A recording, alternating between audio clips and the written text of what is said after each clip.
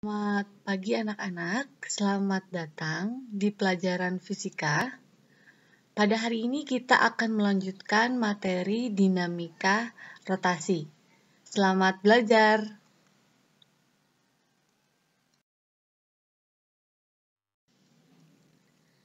Ya, pada pertemuan sebelumnya kita sudah membahas pertama momen gaya atau torsi, kedua momen inersia. Pada hari ini kita akan mempelajari hubungan momen gaya dan momen inersia, hubungan momen gaya dengan momentum sudut, serta hukum kekekalan momentum sudut, dan yang terakhir, energi kinetik rotasi dan usaha pada gerak rotasi.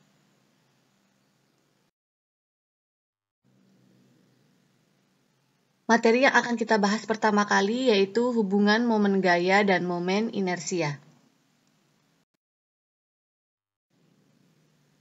Gaya-gaya yang bekerja pada benda dapat menimbulkan percepatan sesuai dengan hukum 2 Newton. Kita tahu bahwa rumus hukum 2 Newton adalah A sama dengan F per M. Jika nilai A sama dengan alfa dikalikan R, dengan A adalah percepatan tangensial, alfa adalah percepatan sudut, dan R adalah posisi.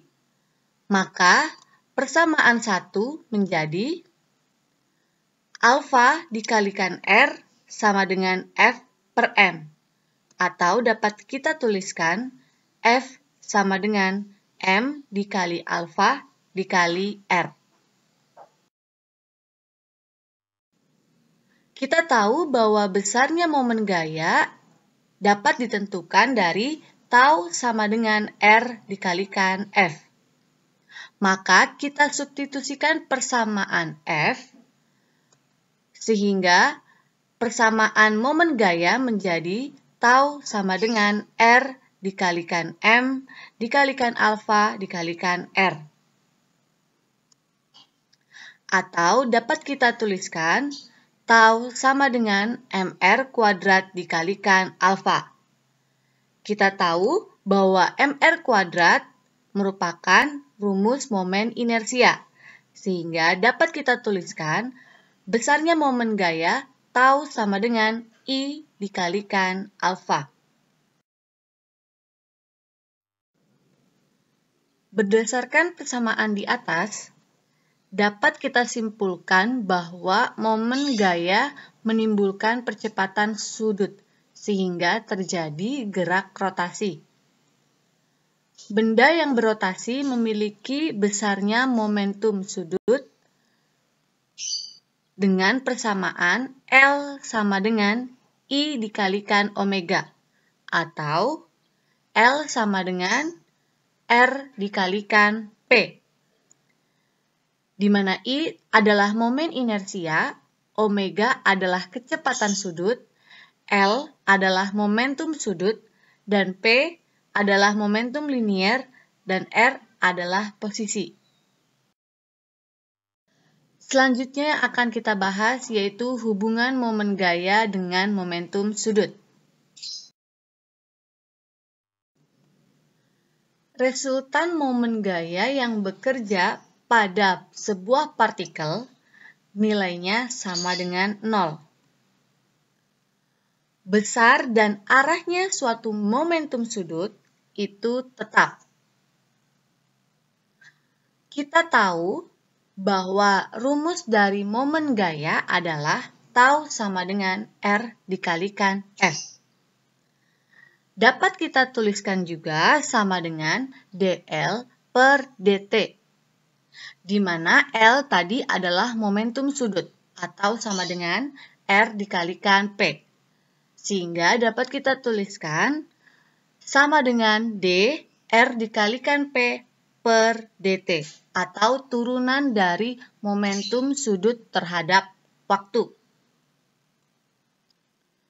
Di mana tau adalah momen gaya, L adalah momentum sudut, P adalah momentum linier, dan R adalah posisi.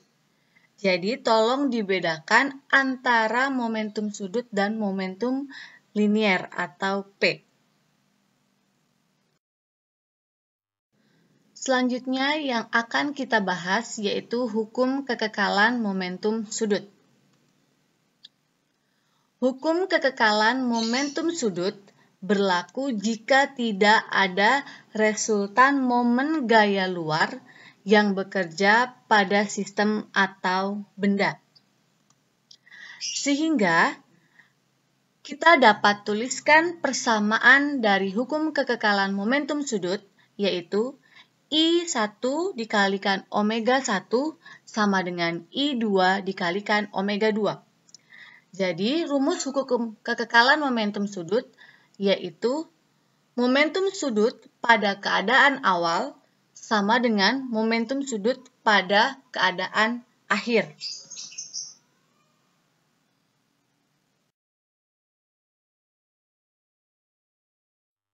Selanjutnya yang akan kita bahas yaitu energi kinetik rotasi. Benda yang berotasi memiliki energi kinetik sesuai dengan persamaan Eka rotasi sama dengan setengah I omega kuadrat. Kalau energi kinetik yang kita ketahui adalah setengah mv kuadrat.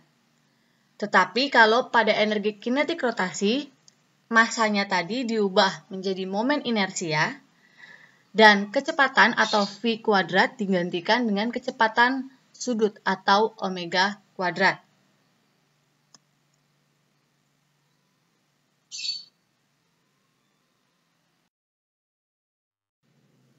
Topik terakhir yang akan kita bahas pada hari ini yaitu usaha pada gerak rotasi. Usaha pada benda yang bergerak rotasi sesuai dengan persamaan W sama dengan tau dikalikan theta. Atau dapat kita tuliskan W sama dengan energi kinetik rotasi akhir dikurangi energi kinetik rotasi awal.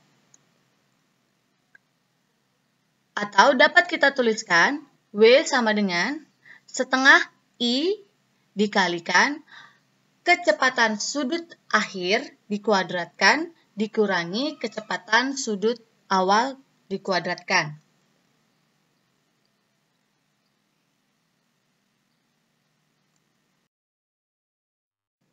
Untuk memperdalam materi kita hari ini, silakan kalian mengerjakan 2 soal di bawah ini pada buku latihan kalian, kemudian difoto dan diupload melalui Google Classroom. Jangan lupa sertakan juga foto diri kalian sebagai tanda bukti bahwa kalian sudah mengikuti pembelajaran kita hari ini. Di sini Ibu ingin mengingatkan kepada kalian, untuk mengerjakan soal, kalian harus memperhatikan terlebih dahulu benda yang digunakan pada soal tersebut. Karena jenis benda yang ada itu dapat menentukan rumus momen inersianya. Kalian dapat melihat rumus momen inersia untuk beberapa benda tegar homogen pada buku kalian halaman 9 tabel 1.1. Ini sudah pernah Ibu singgung di pertemuan sebelumnya. Terima kasih. Semoga kalian selalu tetap semangat belajar dan selalu bersyukur dengan apa yang kalian dapatkan hari ini. Sampai bertemu di pertemuan selanjutnya. Tuhan memberkati.